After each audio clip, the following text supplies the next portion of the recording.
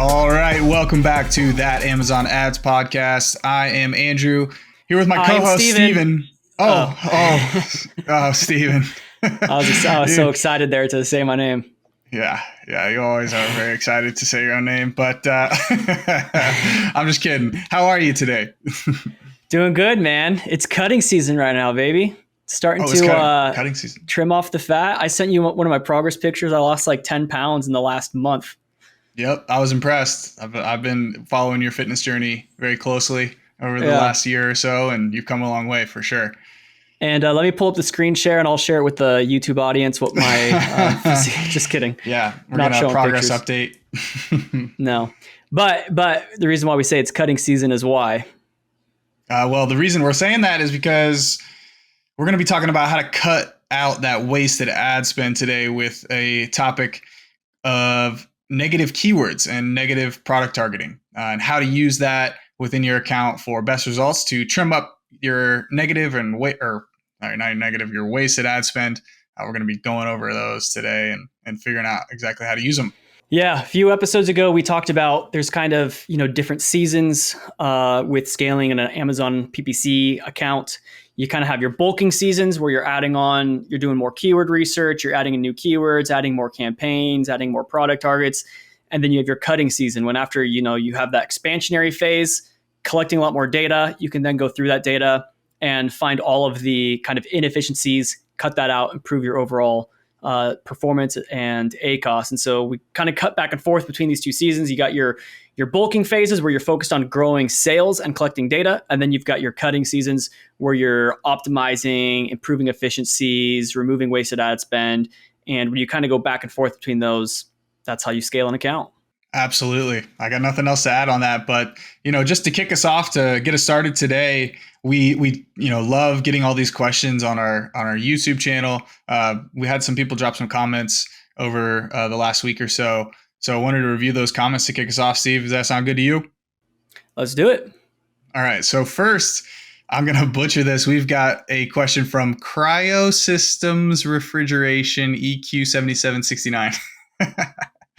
He says, what is your ad strategy after Prime Day? That's a great question. We're actually just coming out of Prime Day. We were pretty much heads down for all of last week, grinding pretty hard, up late nights. We've been recovering from that season. So that would be the first strategy for Prime Day, is to get some rest afterwards and make sure your mind's right heading into any optimizations you're going to make. That'd be my first recommendation. But what do you got for us today, Steven, on this topic? Yeah, so it was around Prime Day concluded on a Wednesday at midnight Pacific time, and I was up around, trying to revert everything back to where we were at, but also trying to account for the drop in conversion rates. So what I did was, and by the time I finished everything, it was like 2 a.m. And then I had a meeting at 7 a.m. to be up for. So, but that's the nature of Prime Day. You don't get a lot of sleep, but you get a lot of sales. So that's the trade-off. But what I ended up doing was I looked at the AMX 500, which is an interesting resource for anyone. It's free. It's from a software company called BidX.io or BidX.io. So we'll probably have the founder of that company, Max, come on. He's a really cool guy. He actually treated me out to dinner. He's from Germany, but he was in Orange County and we grabbed dinner. Cool guy, but he told me about AMX 500. And I checked it out, and it's 500 of the largest accounts on their platform. And it's their data, and they basically aggregate it and create a bunch of charts that are, visually telling a lot. And so I looked at that chart to see last year around Prime Day, how did conversion rates drop from kind of those 2 days of Prime Day to immediately following, or the week before Prime Day to the week after, to see what exactly happened. And what it seemed to me was that the conversion rates kind of from the previous 30 days to the week immediately following dropped by around 15, 20%. So I took my accounts, I took the last 30 days of data for all of them, including Prime Day, which a lot of people would probably think that's crazy. Why would you do that? A lot of people exclude Prime Day. I don't see, for me personally, I don't think you necessarily need to exclude it, because there's a lot of data that's in there. You're getting a ton of clicks. Obviously, the conversion rates are all going to be elevated. So you have to account for that elevated conversion rate, above average, but there's still a ton of data there that you don't want to miss out. On Prime Day, if your conversion rates on everything went up by like say 30%, they probably still went up proportionally. So something that previously had a 10% conversion rate went up to 13%. Something that previously had a 20% conversion rate maybe went up to 26%, something like that, where you're still getting that relative performance across all of your keywords. So long-winded way of saying what I did was I took the last 30 days for my accounts. I calculated the target A cost based off of everything that we showed you guys in those first few episodes on how to manage bidding. I did those exact same things. I just set my target A cost around 20% lower. So instead of, if my actual target was 30%, I was targeting 24%, and pulling my target down a little bit to just account for that lower conversion. And I'm pleased to say, since Prime Day, everything's been right on target. So obviously sales dropped off as to be expected after Prime Day, but we've been right within our margins. What did you do, Andrew? Yeah, that's a great introduction to how you calculated all that. I was actually up with you whenever we were going through what we were going to start implementing across some accounts. Yeah, it was like 4 a.m. your time. Prime Day. Yeah, it was 3 a.m. It was a late night for me for sure. But we were up talking about it and stuff. But I basically did something similar. I had, some accounts that were not running any deals. And so we didn't really ramp bids too much. And so it was pretty easy for them to kind of come back to baseline. We did account for, a conversion rate drop the following 2 or 3 days after Prime Day, which is typical, and kind of what we've seen. But basically for that account, or for those accounts, we pretty much just increased bids 10% for Prime Day, pretty much across the board. And then we had our base bids from the previous upload. And from that, we dropped, about 10% from what we were originally bidding. So we just had some blanket bid changes across the board there. What were you going to say? We ran a massive experiment with one large account. Oh yeah. You want to share that and maybe some of the thoughts behind that? Yeah. I'm trying to remember exactly what we did. So if I'm missing anything here, just jump in. But I was talking about the dynamic bidding one in case you thought I was talking about something else. Yeah. No. I figured that was what you were talking about. Okay. Yeah. So with one account, they weren't running any big promotions. We were already hitting our ACoS targets or exceeding in the lead in. Our conversion rates weren't as good. But we had been utilizing dynamic bids up and down just to be aggressive and allow for more variability in placement and allow Amazon's algorithm to work. But following Prime Day, we wanted to tighten up our spend a little bit, get a little bit better control over our CPCs and how much we're willing to spend.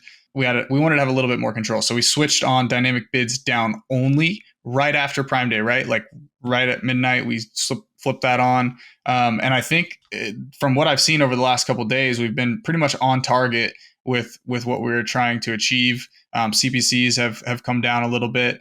ACoS has improved compared to what we were seeing on the lead in. But overall, that was kind of what we did. Yeah, the previous management had everything set to dynamic up and down turned on for pretty much the entire account. And the account was doing really well, right? Sometimes when you just give Amazon freedom to do a lot of stuff for you, it'll work out. But it really is a little bit of like kind of a blind trust game with Amazon and hoping, obviously they don't know all of your goals and they don't always have your best interests in mind. And so it can work out. It might not always. Andrew and I prefer to use down only so that we can actually calculate properly, the top highest CPC. So we'll usually use down only or fixed bids and then adjust our placement settings accordingly. But we like having that control of at least being able to know our CPCs will never exceed this certain amount. And so for this account, we decided we would like to move things over to down only so we could have that extra level of control. And it seemed that right at the conclusion of Prime Day, where we were expecting a sales slump, that would be a good time to flip everything to down only. We're expecting sales to be down anyways, since we're probably going to lose a lot of spend. And it did end up working out that since then they have been right on the money for their margins. Yeah, that was a good experiment for us to test out across that account. One other thing that's important, I think, that kind of factors into this post Prime Day strategy, but I always think it's important to try to capture and capitalize on as much traffic as you can of that traffic that you generated on Prime Day. You may not get the same conversion rates, obviously, if you're not running any deals, but that was a lot of traffic that came through. And, surely there are some customers in that audience that didn't purchase from you. So having some sponsor display retargeting campaigns with some look back windows that would encapsulate your lead in spend as well as your on Prime Day spend, to just try to capture more sales leading out of Prime Day, hopefully offset a little bit of that slump that you're going to see from just the natural cycle of things after Prime Day. I've seen some people running some post Prime Day deals to try to offset that post Prime Day slump. Not sure exactly how it's working yet. We'll get a better read on that later, but just a couple other ideas for things you might be able to deploy after Prime Day that could help, improve your results. Yep. Now, time of recording, this is just a few days after Prime Day, so it's really relevant now. But by the time this episode airs, it's true. It'll be a couple of weeks after. So hopefully that's helpful to you guys for thinking about, next year and everything. But enough about Prime Day. Or later this year. We've got October. That's Prime true. Day coming up. Probably. Yeah, that's true. Well, let's dive into today's topic on optimizing negative keywords. Yes, absolutely. Negative keywords. I'm excited to dive into this one, Steven. This is a hot topic. A lot of people have a lot of opinions on this one as well, as we have said about basically every single thing that we have talked about on this podcast. But negative keywords, let's go over that. To start, let's just first define what negative keywords are. Basically, it's the inverse of a keyword, where you have keywords, you're telling Amazon what you want your product ad to appear on, whereas negative keywords, you're telling Amazon where you don't want your ad to appear. So you're able to have a little control over specific placements that you may deem not relevant, but similar to your product, or products that, or keywords that get poor conversion rates or don't convert at all for your product. We can use negative keywords to help tell Amazon not to show our product on there to prevent some of that wasted ad spend. Yeah, especially with certain targeting types such as auto campaigns, broad match campaigns that very much have a shotgun approach to targeting different possible placements and where your ad's going to appear on Amazon. It can really be helpful to utilize these negative keywords, because at the end of the day, all advertising all marketing is you're trying to place the right product from the right customer at the right time, right? That's all we're trying to do. And the way in which we manage that is through keywords and bids, right? So we're using keywords to, find things that people are searching for and try to place our ad there. And there are some times where you kind of end up on a spot that's not that relevant to you. Someone was searching for something else. They weren't looking for your product, but because of those auto targeting and broad match, your product ended up there. Someone clicked on your ad and it drove up some spend, didn't drive you any sales, or at least those sales were inefficient and you spent more than you made. And so these are the types of opportunities where negative keywords can come in and help you refine that spend, help protect you from some of those shotgun approaches. We're narrowing in that range a little bit. So Andrew, are you going to add something to that? No, I was just going to say, I think it's important that people know where you can use negative keywords or negative product targets, because it kind of varies throughout the ad console depending on what campaign types you're using, which targeting types you're using within those campaign types. So thought it might be important for us to lay that out for people. So first things first, with auto campaigns, given that auto campaigns are delivering on both search terms and product detail pages or product targets, you have the ability to negate both of those. And I'm trying to remember off the top of my head whether it's at both the campaign and ad group level or just the campaign level. Can't remember. I'll have to double check. That actually is a really good question. Why don't you pull it up really quick so we can? Yeah, let me look. I'm signed out of my Amazon account on this computer, so I got you. You'll have to look that up. But yeah, that's a good point. And actually, Andrew, if you remember, there was a time when we couldn't negative product target on those auto campaigns, and that was a brutal time because we'd see in our search reports all these ASINs appearing that we didn't want to be showing up for, but Amazon did not give us the ability to do negative product targeting. So if you are in your account and you're on an auto campaign and you're looking at the negative tab and you don't see a product targeting option, it's probably because that auto campaign is super, super old legacy, and it's, predates when Amazon enabled negative product targeting on auto campaigns. So if that is you, I'd recommend creating a new auto campaign.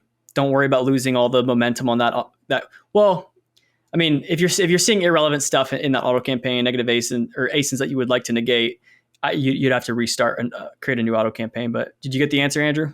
Yeah. Quick status update on that. So yeah, with auto campaigns, you at the campaign and ad group level, you can do both negative product targets and negative keywords. So that's an important tidbit there. So you can do it at both levels. Yeah, and in case if anyone's wondering what a product targeting is, I mean, do you want to give a quick definition on that? I was about to, and then I didn't quite know how to say it. It's basically you can target. I mean, it's a good idea when Amazon introduced product targeting, because there's a lot of other ways in which we can find relevant audiences, not just based off their search terms, what they're what they're searching for, but products that they're looking at. And so by targeting keywords, you're basically, if someone types something into the search, your ad is going to follow around that customer based off of what they typed in the search. And if you're targeting an ASIN, you're basically going to follow that ASIN around Amazon. So wherever that ASIN's going, your ad has the ability to appear there as well. Is that a good summary? Absolutely. Yeah, I think that covers all bases there. But yeah, I think for any of these, anything that we say you can negate, it looks like you can do at both the campaign and the ad group level, which is super important, because if you're not using single product campaigns, then you'll need to make sure that you're setting any negative matches at the ad group level, because it's going to be, all those negatives are going to be directly related to a specific product and a specific ad group. So you need to make sure you're setting it at the right level and not negating something from your whole campaign that maybe is super important to some products, but maybe isn't a great performer on one. So just an important distinction there.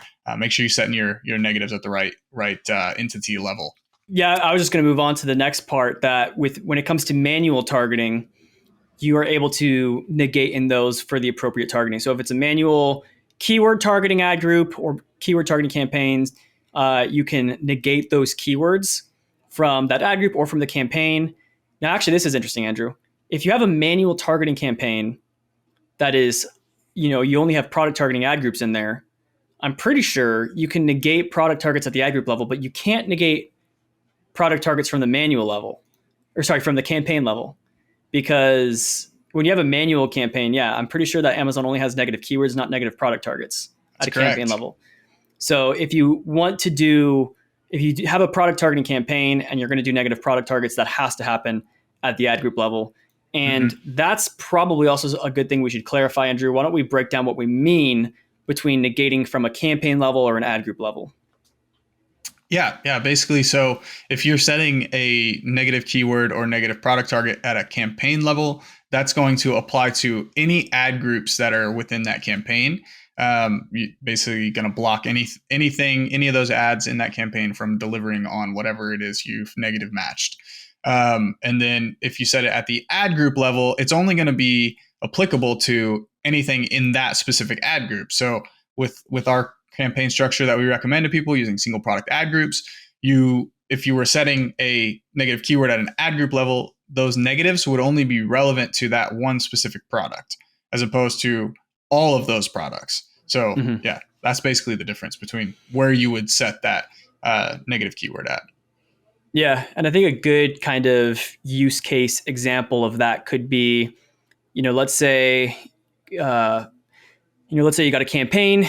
You have one ad group with, so your campaign has all your parent is the parent ASIN, and then you have 2 or 3 ad groups in there that are variations. They're just different colors, And all right, here's going to be a dumb example, but let's just say you're selling door stoppers or something, and you sell rubber door stoppers, and you've got a few different sizes, a few different variations. Maybe you have a large one and a small one. So in your small door stopper ad group, you might negate people searching for large door stoppers. And then in your large door stopper ad group, you might negate people searching for small door stoppers, just to really make sure that you're getting the right traffic to the right listing. And you wouldn't want to negate that at the campaign level, because if you negated large door stopper at the campaign level, it'd apply it to all the ad groups, including the one holding your large door stopper product in it. Now, at the campaign level, maybe you notice maybe it was just on one of the ad groups, not all of them, but it was just one of the ad groups where you notice people were looking for steel door stoppers. I'm not even sure if that's a thing, but let's just say it is. People are looking for steel door stoppers, and that's not what you're selling. So, just to make sure that that doesn't appear in any of your ad groups ever again, you can go at the campaign and say, hey, I'm going to negate the phrase match steel door stopper to make sure I never, none of these ad groups ever appear for that. So that's kind of how you can think through. Basically, you would do it at the campaign level if all of the ad groups are affected, and you can do it just at the ad group level if it's a little more unique or individualized to each of those ad groups.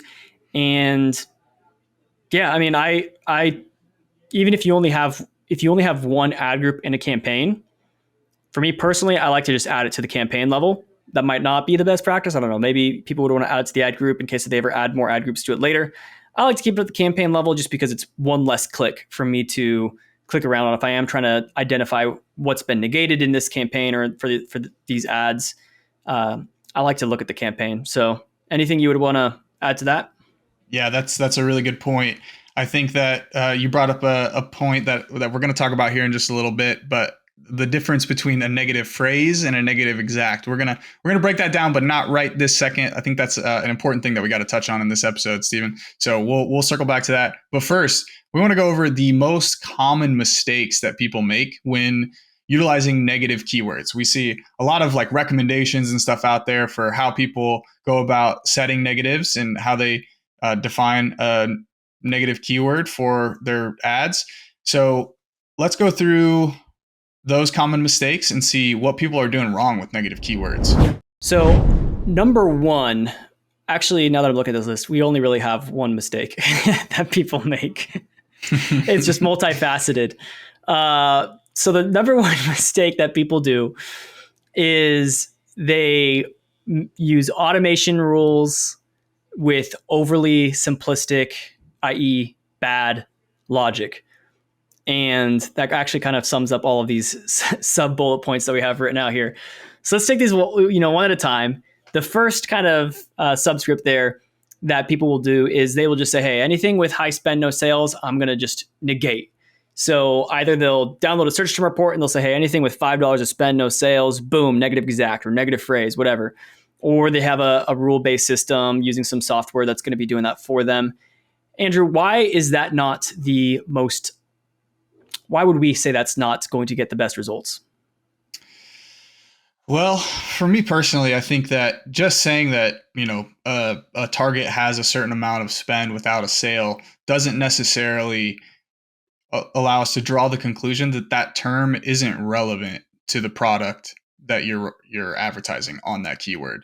We have to be very clear about negating. We don't want to negate things that are directly relevant to our product just because maybe they're a little more expensive for us to deliver our ads on. The issue with just using spend as a threshold is that you could spend $5 in just 2 clicks and not have actually validated that that keyword is irrelevant to your product, and you're just basing it on how much it's spent. You're going to negate something that could potentially have generated a sale down the line, or maybe that's something hyper relevant to your product that you want to be prioritizing. So just using spend allows for situations like that where the term is directly relevant and is possibly a good term for your product. You just maybe had your bid set too high or a little too aggressive, or maybe some other settings could be altered a little bit to help rein that spend in and get it to a point where maybe it does generate a profitable sale. So that's the main issue I see with it, is that it doesn't allow for that specificity. It just negates things based on ineffective criteria that don't necessarily encompass the full picture, like relevancy or things like that. Yeah. The other thing too is that people might not even be getting the spend threshold right. They'll say anything that spends over $5 is too much, negate it, Yeah. And, if you need a refresher, go back to episode 4 where we talk about how to optimize keywords with high spend and no sales. Because we talk about, first of all, how do you define what high spend is, right? So it's not good enough for us to just pick a random number, $5, $10. In episode 4, we talk about how to calculate what is, for you, what's the math you should be doing to find out this is my high spend threshold, at which point a keyword or a search term becomes a problem. And we're either going to be optimizing the bid, as you said, Andrew, it might be that you're bidding way too much and that's why it spent so much. Or it could be that the conversion rate is just really low and we're just spending too much. But yeah, that's kind of the first thing that we want to look at is, and we'll get a little bit more in depth into this later, but and so I guess to kind of tease what's coming, the main reason why we want to negate something is because it's an irrelevant term. But if a term is highly relevant, if that search term is exactly what your product is, and it's a high volume term, it just has spend on it and no sales, we don't necessarily want to just negate it out the gate. We want to optimize the bid for whatever keyword's triggering that search term. And so again, refer back to episode 4 on that. Andrew, what's our second kind of mistake we've seen? People will just set up a rule for this. Yeah. Particularly see this in automations is just high ACoS. So anything that has generated a conversion at a ad cost of sale that's too high. People will set thresholds based on their target ACoS. If an ACoS exceeds X percent, you can go ahead and negate that because it's too expensive for me to deliver my ads on that term. I don't want to have unprofitable sales, so we're going to negate everything with high ACoS. Now, one of the biggest issues I see with that is the fact that it is high ACoS necessitates the fact that it has generated a sale, which means that it is most likely relevant to your product and has proven that your product is a direct relevancy fit for this keyword based on the fact that it's generated at least one conversion. So just going through and negating high ACoS is going to negate stuff that is totally relevant to your product and important for that campaign. Right. Because there would be no ACoS if there wasn't at least one sale, right? Exactly. Having ACoS, a calculable ACoS at all, necessitates having a sale in order to calculate that advertised cost of sales. So if something, if your target ACoS is 30%, you're going to say, hey, negate everything with 60% ACoS. Man, you could lose a lot of sales that way. If, all those keywords, that could be a lot of keywords in your account that are all driving sales for you. And the issue wasn't that those were irrelevant. The issue was just your bids were too high. Your bid should have been, 50% lower or something, or maybe you got to calibrate your placement settings a bit more. So yeah, that's a good one. Something else that I've seen people do is they negate anything with a bad click-through rate. So I'm not sure totally how I feel about that. I think the logic is that if a keyword has a bad click-through rate, it's pulling down the total click-through rate for your product, which is going to hurt your organic ranking if it has a bad click-through rate. Now, I don't think that's necessarily how Amazon's algorithm works. I think they're a little bit more keyword to keyword specific. So if there's one keyword with a really bad click-through rate and your other keywords have better click-through rates, I don't think that if you leave that poor performing click-through rate keyword on, you're going to lose the rank on those other keywords. I don't think that's necessarily going to happen. That's number one. Number two is most of the time click-through rate is just a matter of impression count, and more importantly, where those impressions are coming from. Because if you open any campaign and you look at the placement settings and you look at the impression count across top of search, product pages, and rest of search, you'll see that the overwhelming majority of impressions are coming from product pages. And that's simply just because of the amount of ads Amazon places on product pages. So top of search, you can only really get 3 or 4 possible impressions up there. And on product pages, you've got carousel after carousel after carousel. You got product ads everywhere. Just go to product page, type Command F or Control F in your browser and type sponsored, and you'll just see how many different areas where those ads appear. There's millions of impressions there. And those all have really low click-through rates. And so a lot of times if you have a keyword or a campaign that has a really low click-through rate, it's just because it's getting a ton of product page placements. It's just an oversupply of impressions there. That's pulling down the total click-through rate. So if you're just negating something because it got a lot of impressions on product pages and not as many on top of search, I would say that's a pretty weak criteria. So at the end of the day, none of these, well, I should say all of these are indicators of potentially an irrelevant search term, but they don't necessarily equate to an irrelevant search term. So if you are having any keywords that are in these conditions, really low click-through rate, really high ACoS, really high spend, no sales, definitely check it out and look at, is this keyword relevant? Maybe it's not. But you don't want to just blanket apply a set of rules that can potentially go through and negate all these keywords that were highly relevant to you. They were driving sales.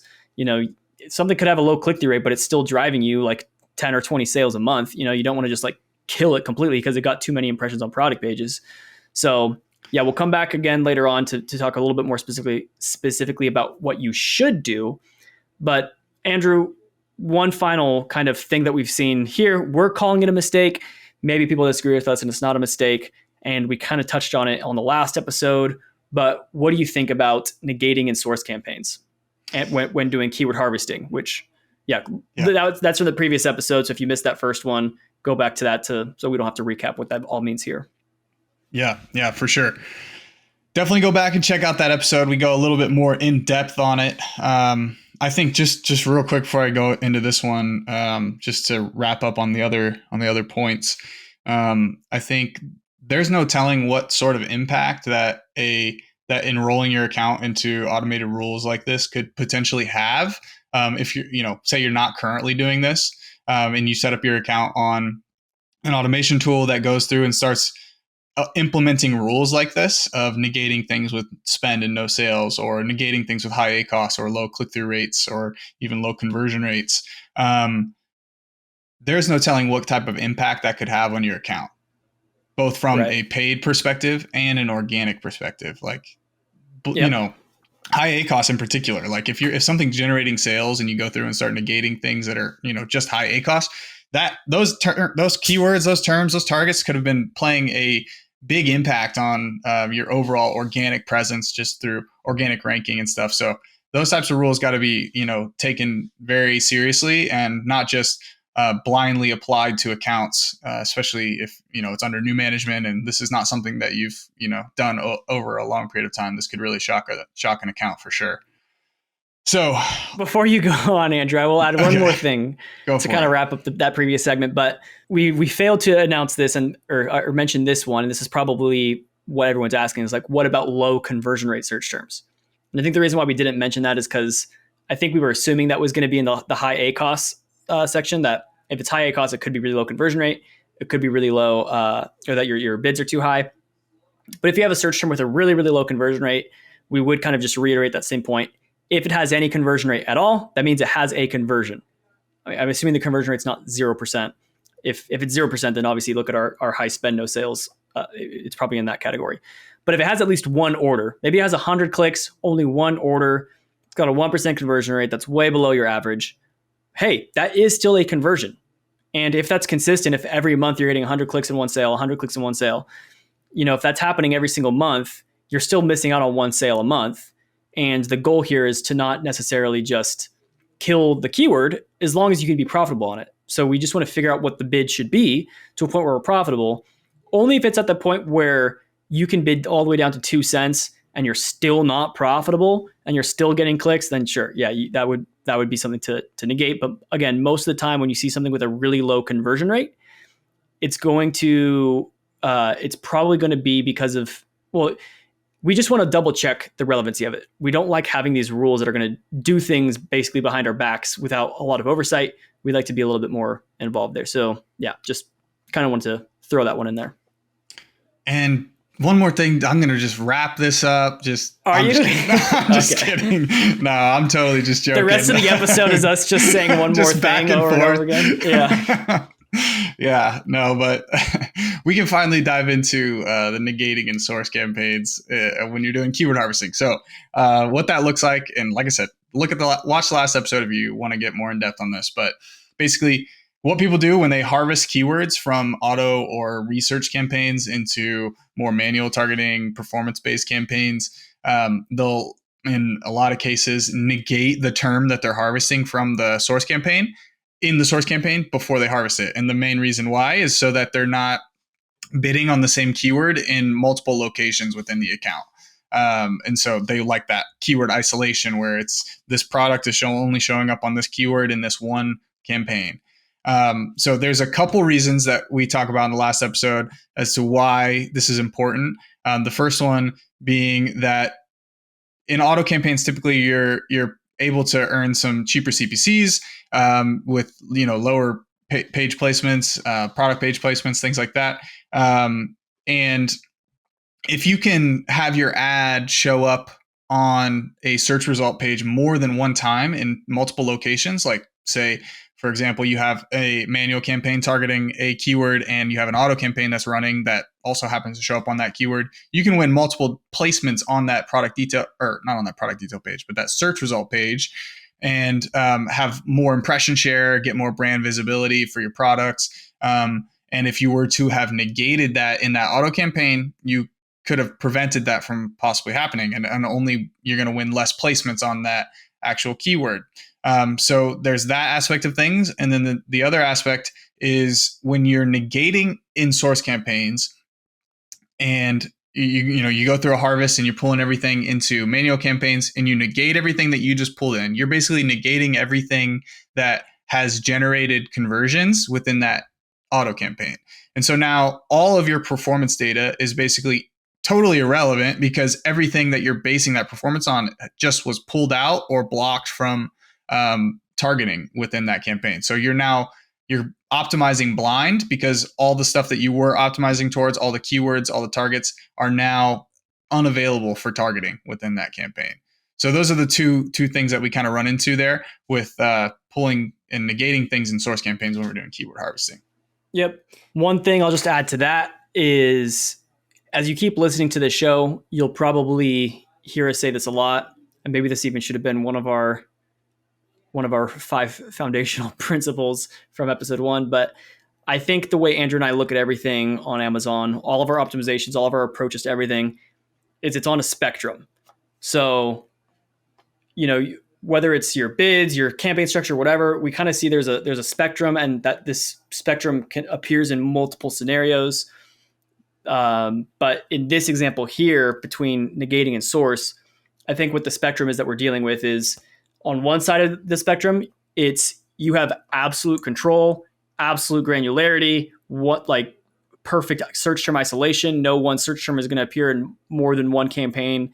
Can't possibly appear in more than one campaign based off your structure and everything. And you have full control over everything in your account.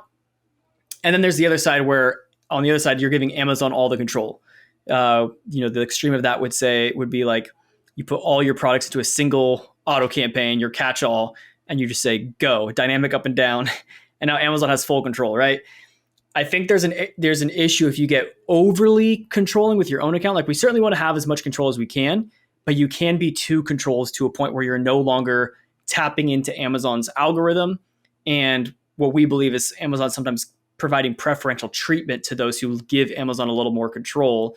Sometimes it seems like they award you with lower CPCs. They kind of, if you're bowing the knee to Amazon, they'll award you with good ranking, perhaps.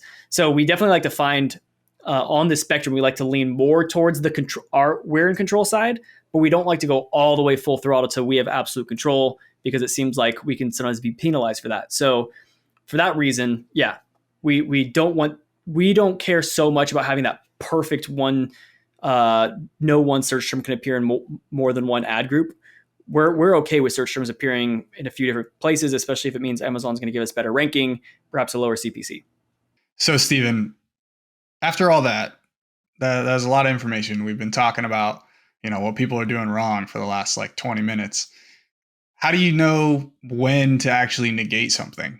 And when are we going to use negative targeting within our campaigns? Because it sounds like basically don't need to.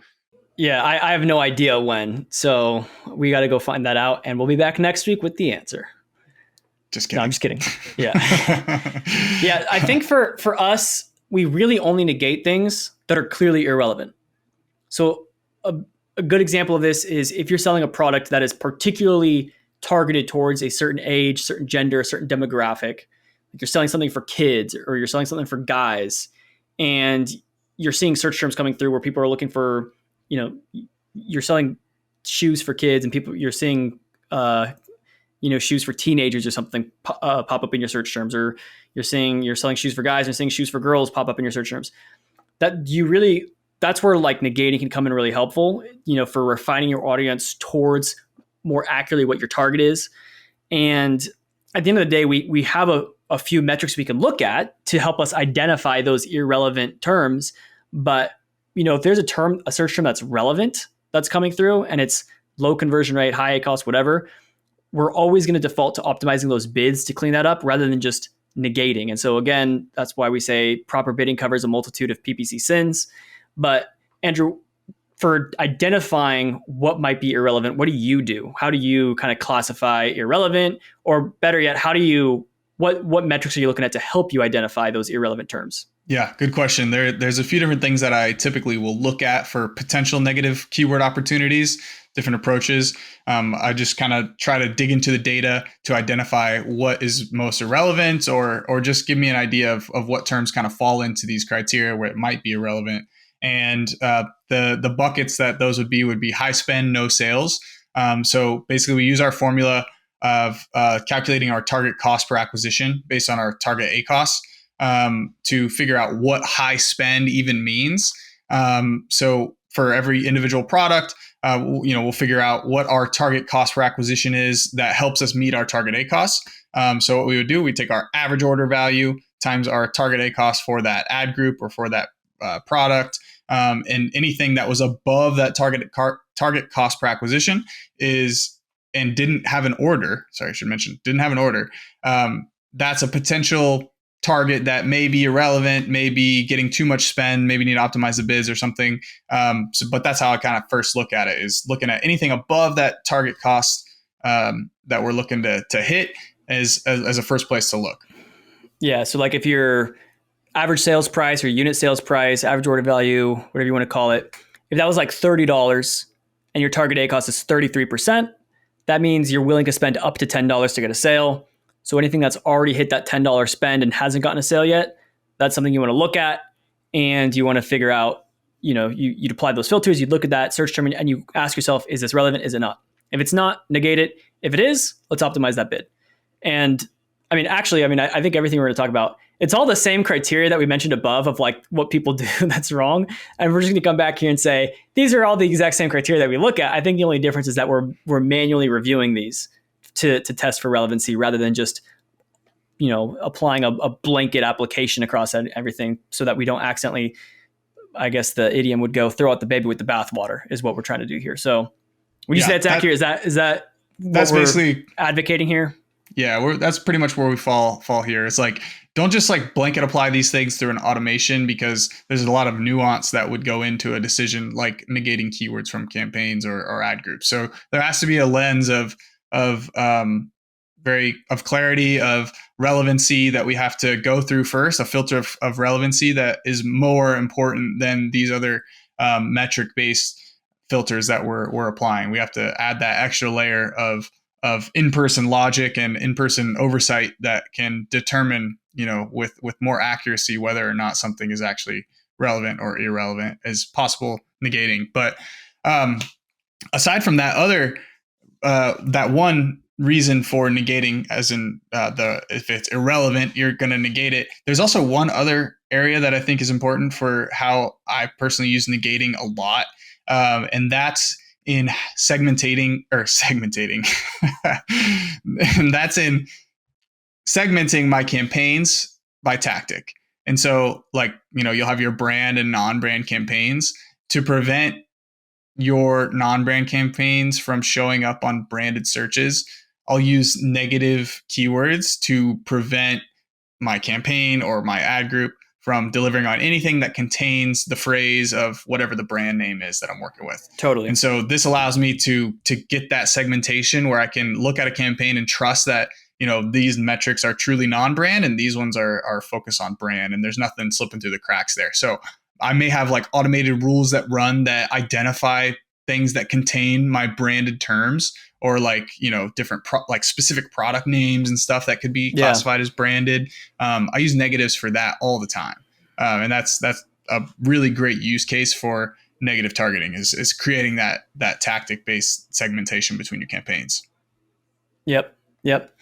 Yeah, that's a good example. I certainly do the same. That is something that we do think is very important. Someone might ask, why would I negate my brand keywords from my auto campaign if you just said, that it's good to give Amazon some control? Maybe you'd get some lower CPCs on your own branded terms if you let them run in your auto campaign. But For me personally, it's more valuable to have a really clean split between my brand versus non-brand, because that's a little bit more important to us to be able to measure like what percent of your sales are coming from branded terms versus non-brand. And to me, that's more important than perhaps getting a few cheaper clicks on branded terms when they're already, really low ACoS regardless. So yeah, that's that value there. Yeah, if you set up a campaign like that's supposed to be non-brand and you don't negate your brand, like that campaign is just naturally going to favor your branded terms if you're getting a lot of Yeah. branded traffic, because the conversion rates are going to be higher. Amazon's going to place your ads on searches that are Yeah. most likely to convert. You'll start to see in your search term reports that the spend is highly concentrated on whether it could be branded products or And branded keywords. Yeah, it could really throw off some of your phrase match targeting bids too. So, for example, if you were targeting, we'll use Nike for example. If you're targeting phrase match shoes, and it looks like, oh, the ACoS on this keyword is really low, I can raise that bid a little bit. But maybe if you did a deeper dive on that phrase match keyword shoes, 99% of the sales were people typing in Nike shoes. That drove all the sales on that keyword. And meanwhile, most of the spend without any sales was going towards people who were looking for dress shoes, and that was driving up a good chunk of wasted spend on that keyword. And you just keep raising the bid because it looks like the ACoS on that keyword is really good because you're getting a lot of sales from your brand. And this is a crazy extreme example, but point being there, having that brand non-brand separation makes it easy for really optimizing those keyword bids as well. So they're not, your non-brand isn't the performance isn't being inflated by branded sales coming through. 100%. So last two, Andrew, is high ACoS keywords, low conversion rate keywords. I don't want to spend too much time on this because we kind of already touched on all of it. But essentially, all we're doing is we're downloading a search term report. We're putting on these filters. We're looking at high spend, no sales, really high ACoS, really low conversion rate. And we're just, maybe sorting by what's the worst performers here. And we're seeing if there are any opportunities to negate a keyword, but we're not just blanket applying automations to do this because we don't want to throw out the baby with the bathwater.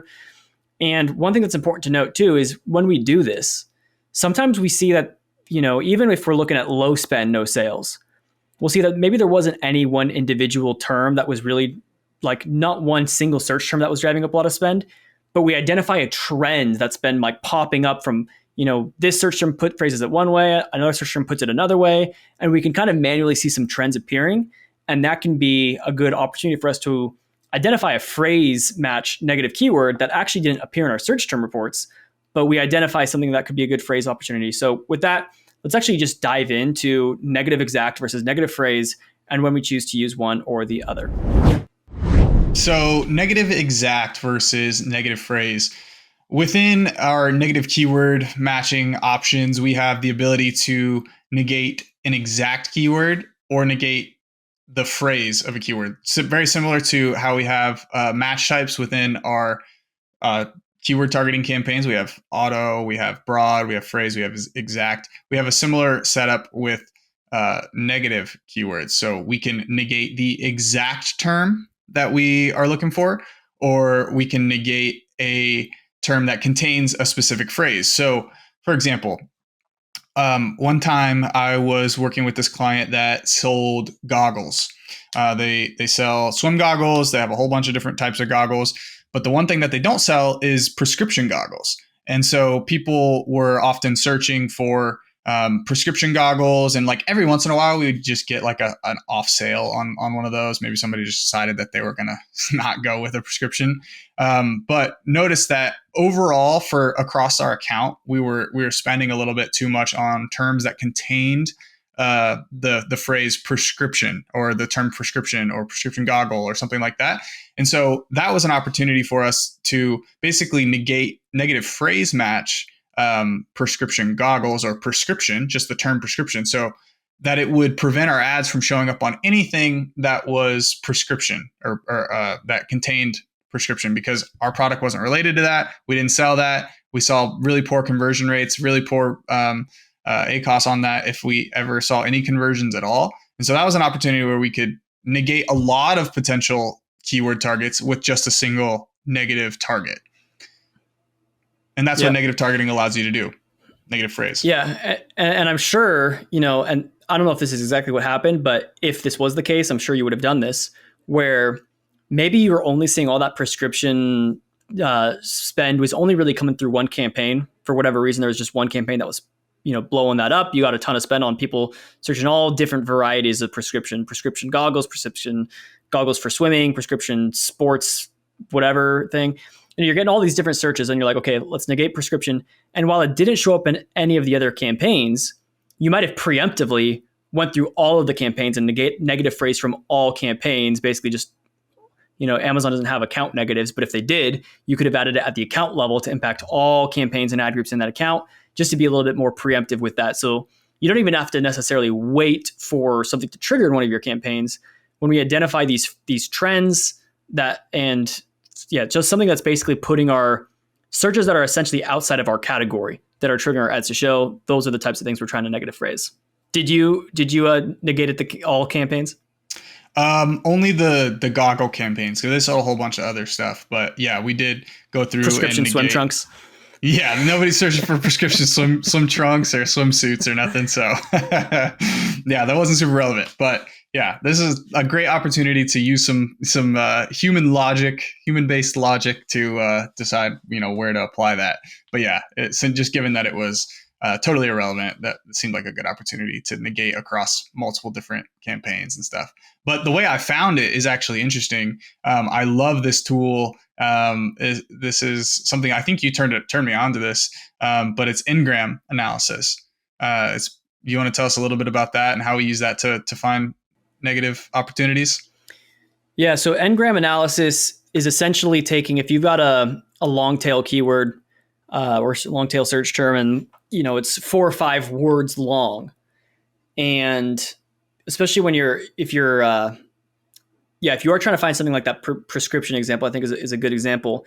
There might not be one search term that says prescription goggles that has a lot of spend or really low conversion rate, but there were thousands of one-click, no sale varieties of search terms that contains the word prescription. And what an Engram analysis tool will allow you to do is it'll basically separate out all of your keywords or search terms into their little word chunks, and then identify where is there one particular word that is in aggregate driving really poor performance. And so the Engram analysis basically just helps you identify those kind of phrase opportunities within all of these search terms that are coming through in all sorts of different mismatches of what am I even trying to say? Rearrangements. Yeah, all these different rearrangements of these items where a simple filter might not catch these opportunities. You can run things through an Engram analysis tool. What we'll probably try to do is build one, and we'll give it out on LinkedIn. So keep an eye out for that. Make sure you're following us on LinkedIn if you're not, and we'll probably post it in the next few weeks after we put it together. But yeah, that's. I probably even butchered that definition. Andrew, why don't you take over for a little bit while I look up what what a definition? Oh, you know what? Yeah, we'll come back with a proper definition. Oh, actually, I already found it. That was a pretty fast Google. An Engram language model is a language model that models sequences of words such as a Markov process. Now, I don't know who Markov is, but yeah, it's basically... You've never heard of Markov? No, isn't that like the... oh, no, I'm thinking of a Molotov cocktail. Molotov. Oh, Markov, man. He's famous guy. Yeah. Surprised you haven't heard of him, to be honest. Are you being serious, or are you making stuff up? No, I'm just messing with you. Okay. Yeah, these engrams, they'll allow you to see single words that are appearing that are driving a certain performance, and then they'll let you show 2-word pairs. So maybe let me try to think of it. There's another example. Maybe you're selling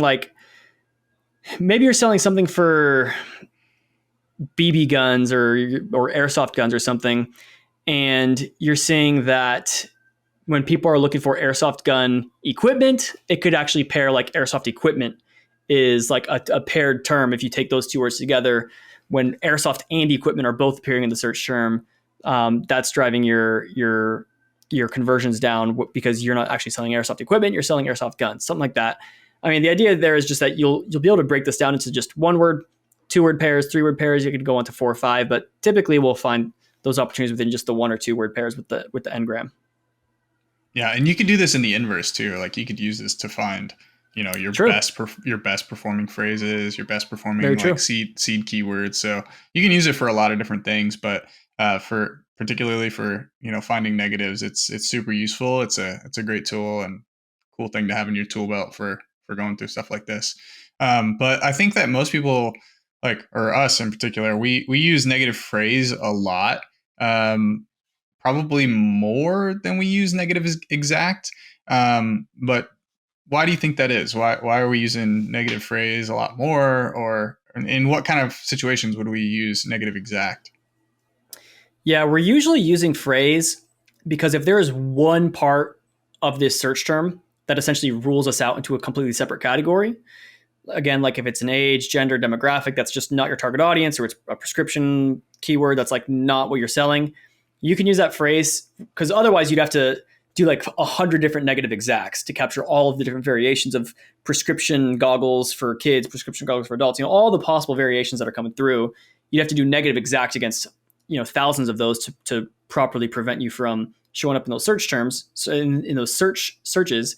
But if you just do negative phrase, prescription, boom, you're fully covered.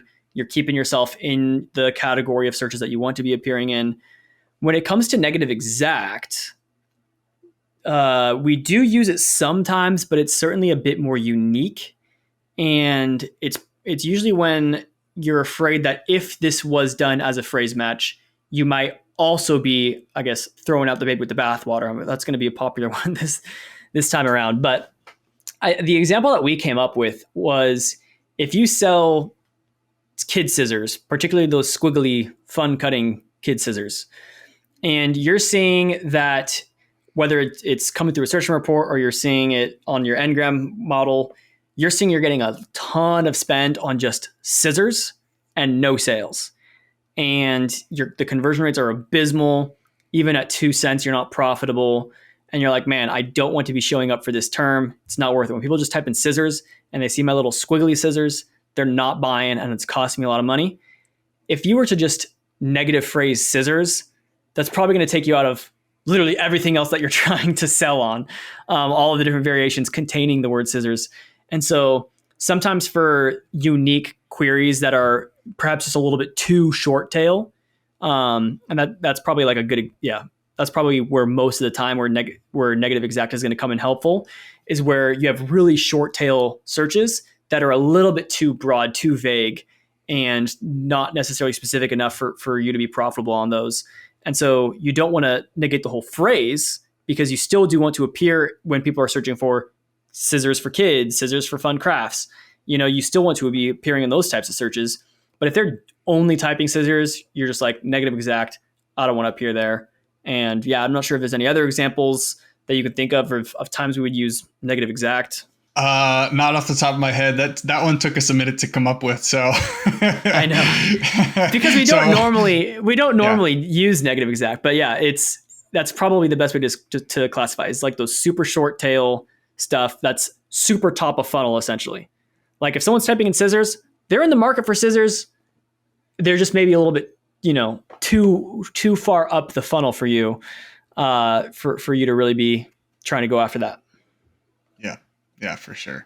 That's a great example of where that could be used. Yeah, like we said, we don't use a negative exact for a variety of reasons, but if we can just negative phrase something and cover a multitude of queries that are relevant for us, then we should be more efficient about it and do it that way. But you were going to say something. What's up? Yeah, I think a popular thing that people will do is if they are running like single keyword campaigns, which again, principle number one of them is don't overcomplicate things. If you're newer to Amazon PPC, don't worry about single keyword campaigns. We'll come back to those on another episode. But if people are running single keyword campaigns and they got this, their most important keyword that they really want to win on, they're going to put that in its own campaign. It's going to be one campaign, one keyword, exact match. They may go through and negative exact that same keyword from everything else just to really funnel all of the impressions and clicks to that one campaign, which in that case makes sense. Whereas normally we don't like to negate, converting keywords from other campaigns if the goal is to aggregate it all in one place so that you can be really, really dialed in on that one term. I get it. We do that sometimes as well. So yeah, that's probably another example of using negative exact. But for the most part, we really rely on phrase. Yep, absolutely. That pretty much covers it. We we have talked about negative targeting probably way too long and belabored this point to oblivion. So if anybody's still listening to all of this, we appreciate you bearing with us. You probably learned a lot more than the people who didn't listen to all of this. But yeah, hopefully that made sense. I don't know. If we were just very confusing just now, please leave us a comment on YouTube and we'll get back to you. And by the way, Andrew, how many subscribers do we have on YouTube so far? I think we have 82. 82. And this is 82. And this is episode 9. And we said 100 subs by episode 10, or we cut it off. We nip it close. We get our time back. So help get us there, guys. Please subscribe on YouTube so that we don't have to end this podcast. I hope you guys are getting value out of it. It's been helpful for me, at least, getting to talk through these things, helping refine our thoughts. Yeah. I enjoy it. Get us to 100 subs, and we'll give out a $100 gift card. Amazon e-gift card. Doesn't matter where you are in the world. We're going to just email it to you. So get us there. Like, subscribe, all these things. Andrew, give us a send-off. See you next time. Peace.